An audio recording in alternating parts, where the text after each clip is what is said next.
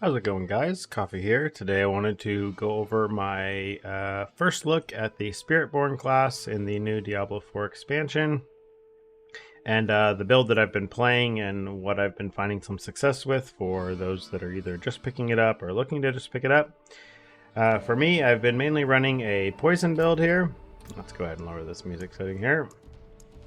Yeah, so I've been running the poison build here, which is pretty much based off of we are running Withering Fist here, just for mainly for the 20% less damage taken for anything that's poisoned by this.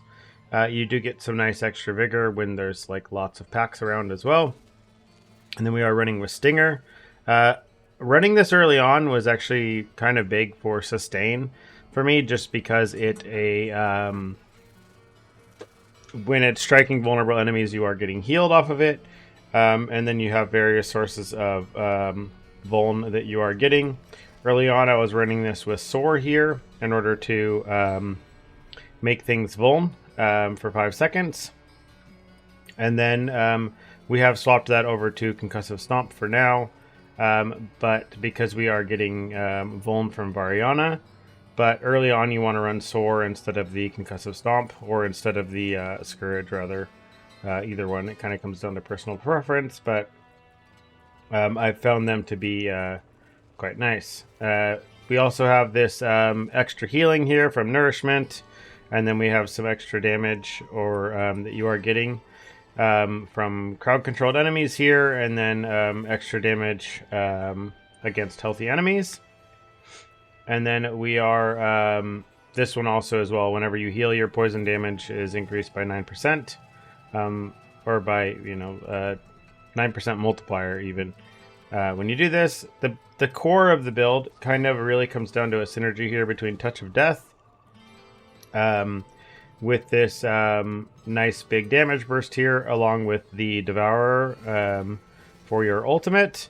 And then there's this skill here called Intricacy, which you can use this to get a ton of burst damage. So if you cast Touch of Death and then you use Devourer, it puts Touch of Death off of cooldown, and it gives you 3 charges to use it again. So you're effectively hitting, you're stacking, 1400%, or almost 1500% poison damage on the enemy.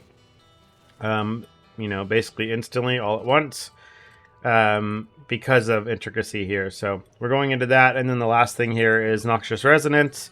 I haven't really geared for this yet, but this will be the end game gearing, which will be gearing for critical strike damage bonus, because you can see that your damage is increased by a percentage of your crit strike damage bonus, as well as it makes it to where whenever you crit, you are going to basically effectively take all of the dot damage that is currently on the target and basically instantly consume it to blow it up, to deal that much damage to the target, and then, have a little explosion that does an extra 20%.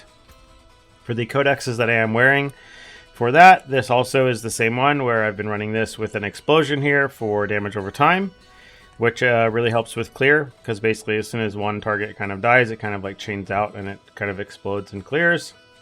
And then we are running here with the Stinger, spawns a pestilent swarm that does a percentage of Stinger's base damage.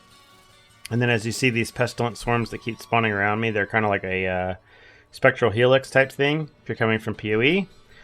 I did get this Ring of Writhing Moon. I got lucky to get this from a treasure goblin, so I was already playing this build before this, and this build this ring makes it even better. It's basically exactly what I was looking for this build, because it just makes these spawn even more, and then it makes them generate vigor. So every time I am using Stinger, it's spawning another Pestilent Swarm, and they're kind of chaining off of each other in order to get me some nice success. Yeah, and then basically we're just going off of that, and I'm going to go ahead and showcase the dungeon here with kind of what's been going on, or how we've been playing it, and we can kind of showcase. I'm going to showcase what it actually looks like with the earlier version of the build, where you're not using Stomp yet.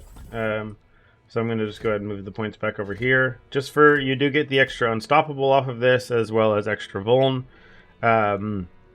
on the target, and then you could always just use it for movement speed as well if you just don't want to hit anything with it. So you can see if you soar right now, it gives me like a nice damage bonus. But you see here, I use the worm, and then I use my touch of death here, and then I summon the worm, and then I get the touch of death 3 more times, and that's very helpful in regards to the extra clear there, or like extra nice little burst damage for the bosses. Not ready yet. This ability here, Scourge, does give off a fear, which can be good and can be bad. It really depends. Sometimes it can be kind of annoying, so I wasn't using it early on. But as things have started to get a little bit harder, I have done that. As you can see here, if you use Scourge as your last skill before you do the worm, then you basically just get to keep spamming it. So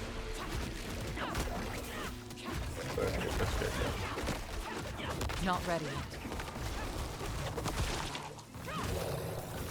But the poison damage is, again, a bit nice just to have the extra sustain of the Need more time. The healing off of Stinger. Helps ensure that you aren't having to really rely on pots as much. Oops, I let myself get frozen there. Not ready yet. Sword does also work if you're already stunned, so it's similar to like a lot of the CC break skills that already break unstoppable, so it's actually really nice.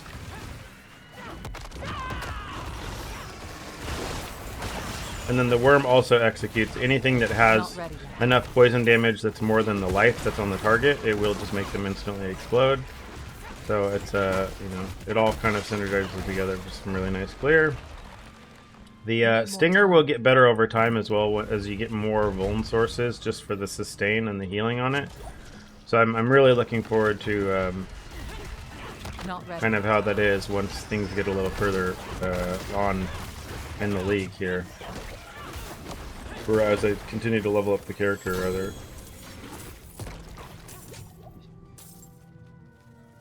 Need more time. Oh, this wasn't even the full boss area. Okay, this is the right way. Yeah, so far so good though. I really get a lot of monk vibes from this, so I'm gonna really be looking forward to checking out some of the other playstyles. I got one for the eagle form here that basically gives you return projectiles on one of your skills, which was pretty nice.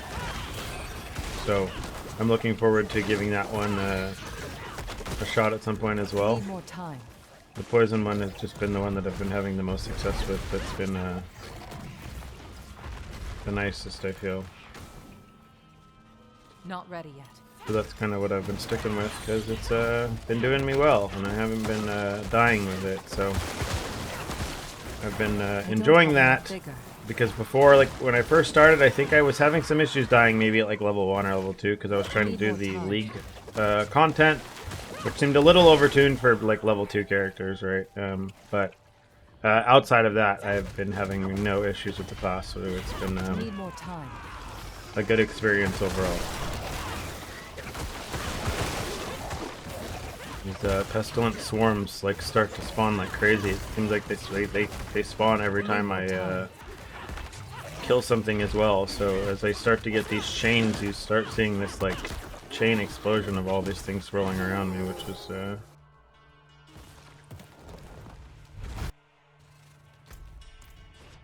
not ready yet.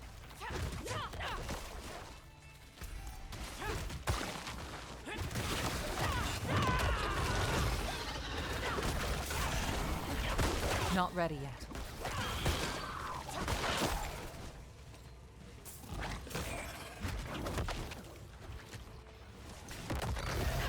Need more time.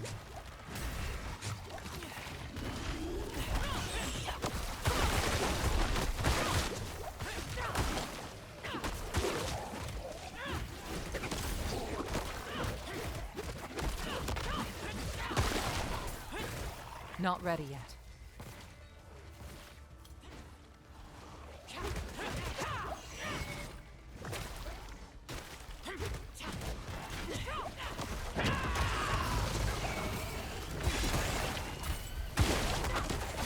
Not ready yet.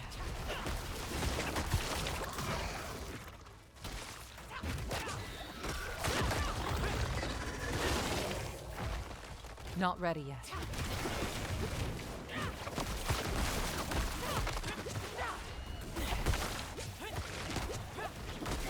I'm out of vigor.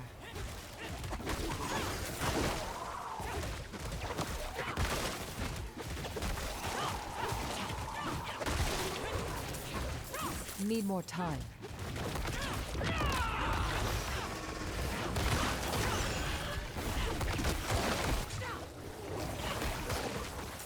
Need more time.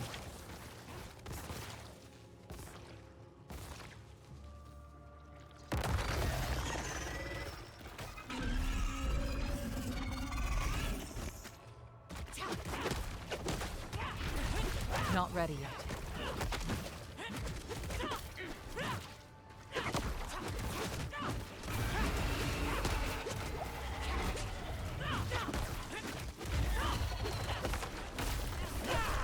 Ouch.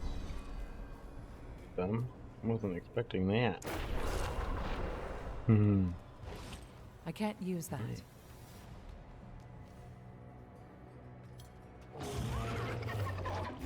Let's do this better this time.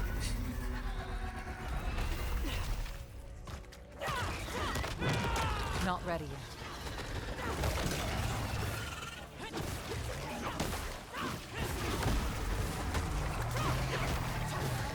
Maybe I'm stuck against the wall was not helpful last time. Good to not accidentally getting myself killed.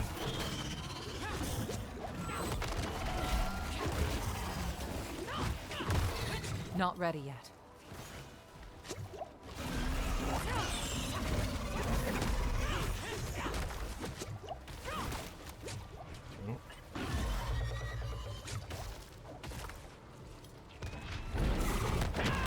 Not ready yet.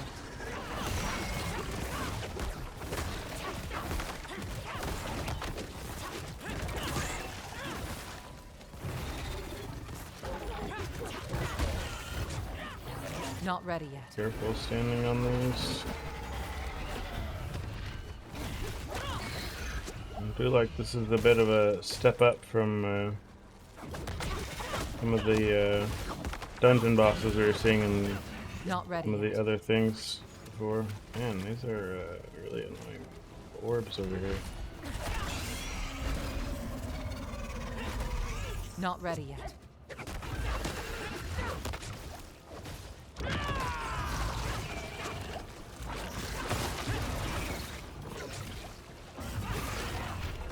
Not ready yet.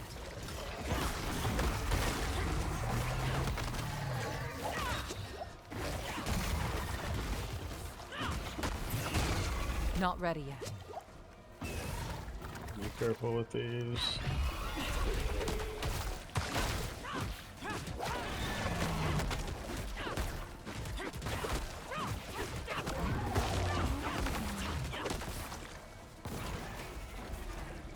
Need more time. Alright, so this is the new Hierophant Pyre dungeon. I think this is gonna poison me, so no. It's a good one. Oh yeah, the last thing I didn't really go over, which I'll move this to the beginning of the video, is for the Spirit Hall, what I am running here, is I'm running Centipede, just for the extra 20% less damage taken. And then just the additional slow on there. The Eagle can be pretty solid as well. Gorilla honestly seems like it might have some future as a Thorns build, if you can get like the sustain between like a Thorns poison build of some sort. Eagle was kind of nice. I just didn't I wasn't getting enough out of it just because I don't like having to use my evade like offensively like that. And then Jaguar feels like you want to be playing like a specific Jaguar build to really take advantage of it. And for your offhand here, if you get to something to where you can consistently have the resolve, having permanent unstoppable is really nice. I was trying to use the basic attack skill that gives resolve, the gorilla one, but I wasn't having enough success maintaining 5+ resolve. So I swapped it over to Jaguar just because the extra ferocity is some more attack speed, which just means more vigor. So That's always nice. Centipede might be something that is maybe worth trying, but I don't know if that amount of healing is going to be enough. Yeah, so it's every 3 seconds is not really 5%. Is not really helping every 3 seconds. So there's better heals out there. So Eagle is kind of good if you really just need the crit, but I feel like just the extra attack speed is coming out ahead in regards to what is the best. So if you have any questions, leave them in the comments down below. And other than that, see you in the next one.